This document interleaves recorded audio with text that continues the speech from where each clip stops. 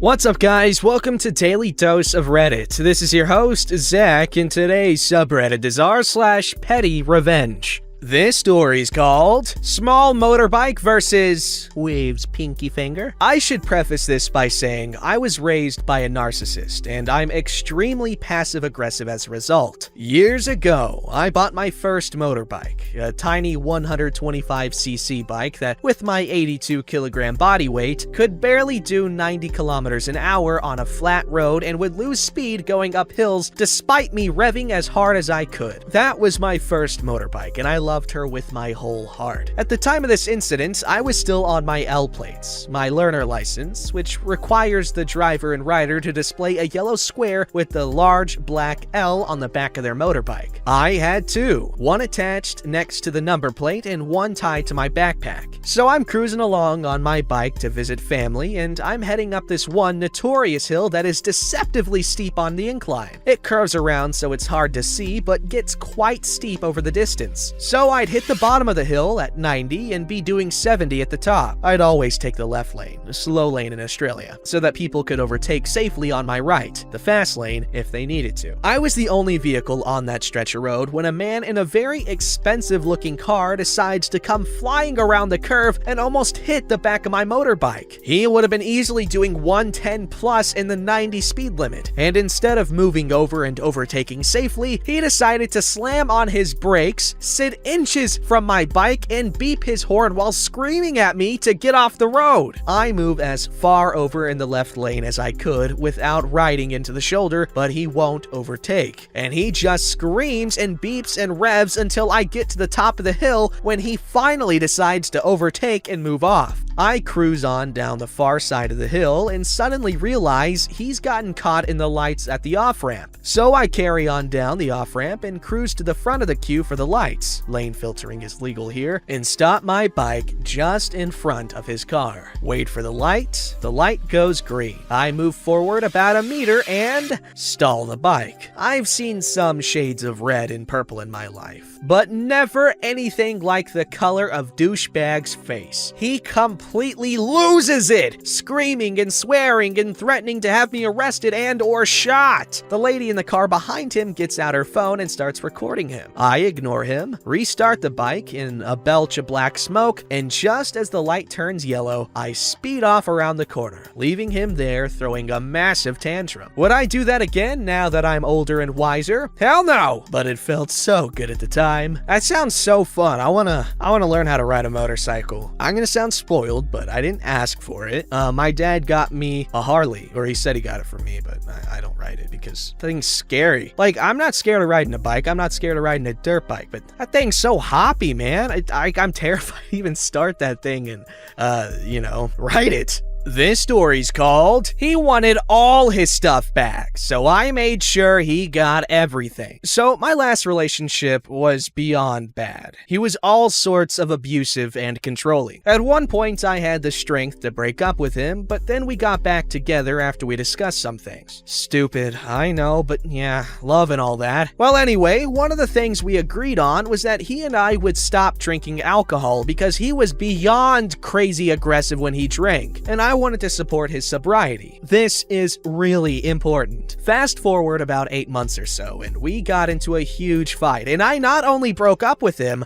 I kicked him out of the house and told him he wasn't ever allowed back inside. We'd been living together for over a year at this point, so his mom got in touch with me about getting his stuff back. While on the phone with her, I could hear him in the background saying, "Make sure they get everything I own or bought. I want it all back." Apparently even stuff he gifted me when he wanted back, but honestly, I didn't care. I was happy to get rid of anything related to him. While cleaning our room up and gathering everything, I started to come across numerous bottles and cans of alcohol. It seems he had been drinking again for a while and was hiding the evidence in the room. I mean, he was hiding them under the bed, in his guitar case rolled up in his clothes, in some old backpacks of mine, and so on and so forth. He said he wanted everything of his, so any bottle and the few unopened cans I found went straight into one of the garbage bags of his stuff. By the time I had gathered everything up, I had 3 bags of his stuff, and one was basically all just the alcohol. Dropping them off was just so satisfying. He actually called moments after I left his parents' place ranting about how petty and immature I was. My response? Well, you wanted all your stuff back, and those definitely weren't mine. Plus, I figured you'd probably need a drink to deal with the breakup. I promptly ended the call and blocked him on everything. Most satisfying thing I've ever done. Edit. Oh my god! Thank you, everyone. I posted this right before heading to work, and the entire time my phone kept going off. I really appreciate the kind words and encouragement from everyone. I definitely didn't expect this kind of reaction and response.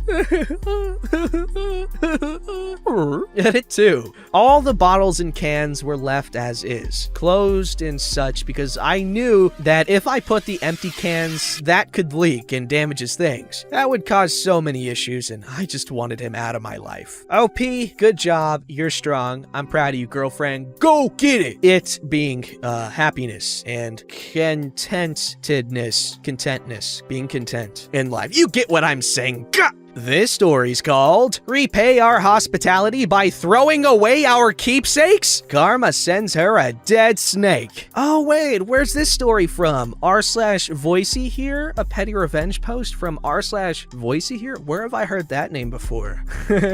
This Petty Revenge wasn't on purpose, but I also didn't stop myself from laughing hard. That was my part of the revenge, I guess. Anyway, here's the story. So when I was a teenager, one of my mom's friends needed a place to stay for a bit while she was moving. And while she was with us, this lady decided to help us get rid of all of our stuff. We weren't hoarders, and our house was fairly clean. But my dad is very sentimental, and we had 2 sheds full of memories from when we were babies. This lady went through all of it and got rid of anything we weren't using currently, saying, "Memories belong in your heart, not in your hands." My mom let her do this because she's also a jerk, and my poor dad was too non-confrontational to stop it. His eyes just bugged out like he wanted to scream at her, and he left so he wouldn't see. This went on for weeks, and all us kids hated her for it, especially since she made us help. Nothing like being forced to throw away your baby handprints and old Christmas ornaments, but it wasn't being used, so out it went. Now, about a week before she got there, a big snake had gotten inside our house through our toilet. Huh? That's possible? What? Okay. And my dad, after he killed it, had put it in a Ziploc bag in the freezer to teach us how to make snakeskin belts later. We live on a farm, so this wasn't weird to us at all. With all the stress of my mom's friend moving in, we all completely forgot about it. And of course, we had no way of knowing that she would feel comfortable enough in our home to invade our space to that extent. After this lady had stripped the 2 sheds of anything she considered useless, she moved to the inside of our house, starting with the kitchen. She started pulling things out of the freezer to check for expiration dates and happened to lay her hand on the bag with the snake. She pulled it out, thinking it was just a bag of frozen meat, and let out a blood-curdling scream. She collapsed on the floor of the kitchen and sobbed like she was the one who had been violated. Yeah, man, that poor snake. He was just chilling. She continued screaming about how it was the most disgusting thing she'd ever seen,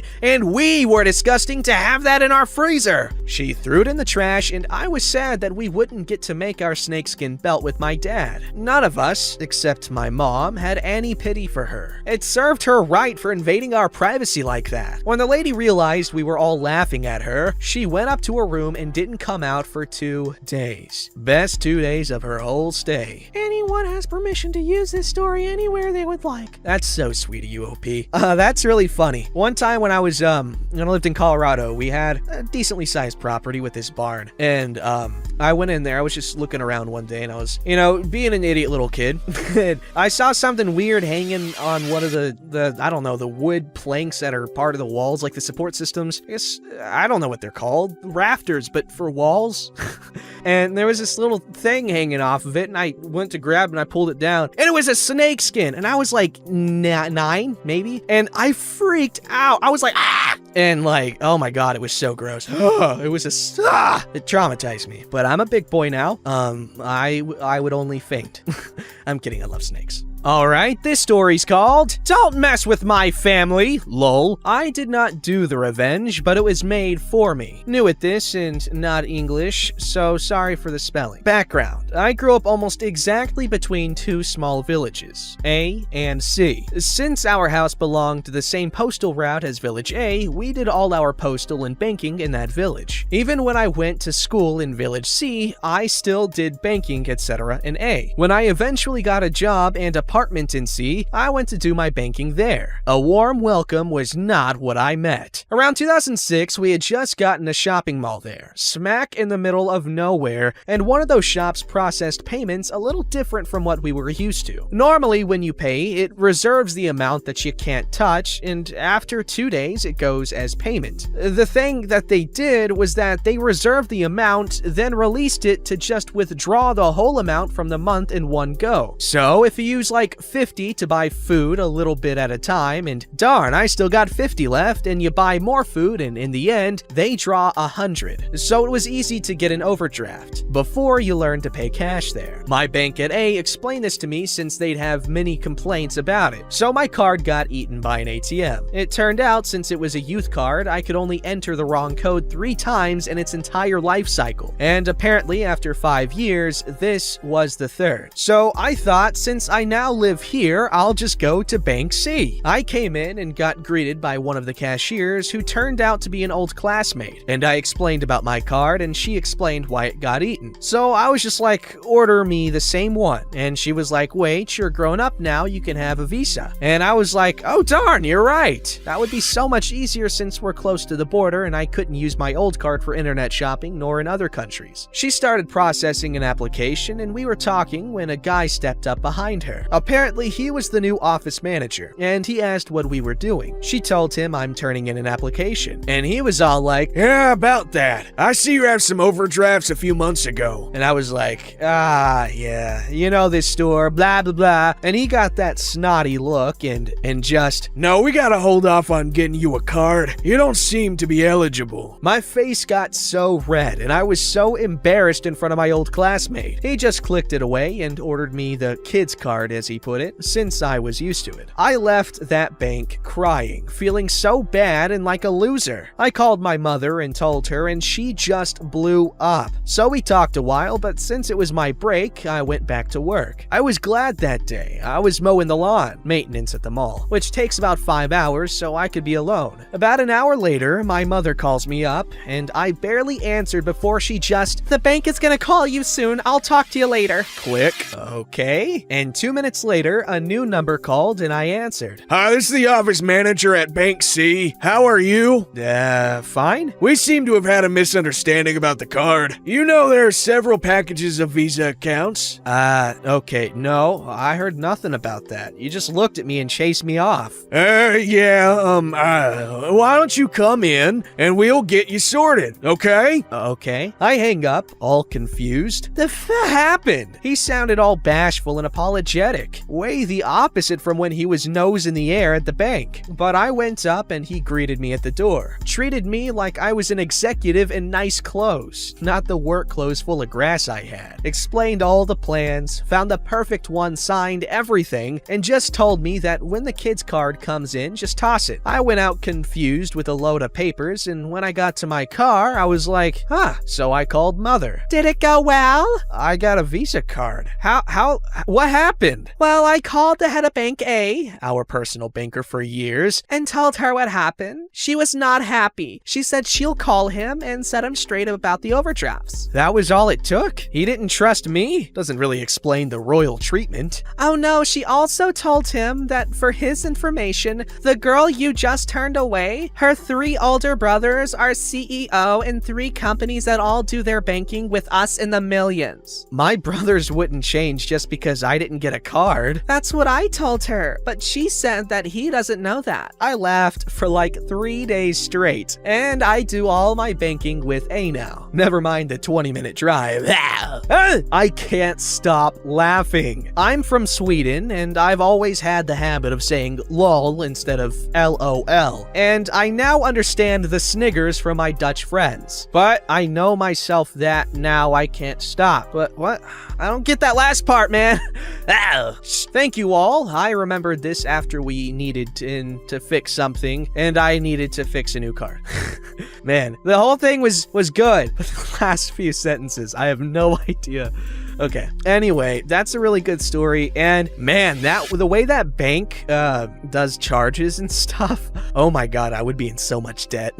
I would be in so much debt because they essentially, they're treating your checking account like a checkbook, or they're making you treat it like that. So you have to balance it out yourself and keep track of your money. I don't want to do that. I just want to spend recklessly until I know I can't. And if I don't know I can't, I'm not going to stop spending recklessly. And then you get it. This story's called Student's Heart Stops Because of Stupid PE Teacher? Get a free pass out of any class. This isn't actually my story, but one of my teachers. She has a couple. As a child, she had really bad asthma attacks. Because of this, she would have to sit out of PE lessons, and her PE teacher despised this. He would always make them run laps at the start. This particular day, she had bad asthma. While she was running, she felt her lungs start to block. I don't know if that is the term. So she stopped and started walking over to her bag. The PE teacher noticed this and started screaming at her. She tried explaining that she needed to get her bag as her asthma was playing up, but he told her she was lying to get out of running. At some point in the conversation, she passed out, and 000 was called. Just as the ambulance arrived, her heart stopped. She was resuscitated in the ambulance and made it to the hospital okay. Thank God. I was scared that your teacher died as a child. I guess technically that is clinically dying, right? With your heart stop? Anyway, sorry. During her 1-week stay at a hospital, the principal of her school visited her and gave her a green slip that let her walk out of any class. When she got back to school, she constantly abused it to get out of tests, and especially PE, which she walked out of with a smile on her face. Amazing. I'm so glad that that PE teacher showed up because, whew, like, you don't realize, I mean, I'm sure you guys do, but a lot of PE teachers really don't give a crap about your health issues. And honestly, it's sort of a boy who cried wolf situation because every freaking class, they get like 5 kids. I can't breathe. Yeah, my toe hurts. Something like that. But it's much like how I view the justice system. I'd much rather a guilty man go free than an innocent man get locked up. If it's a woman, I don't care. I'm kidding. It's a joke. Don't forget to like, subscribe, and hit that bell to never miss an episode.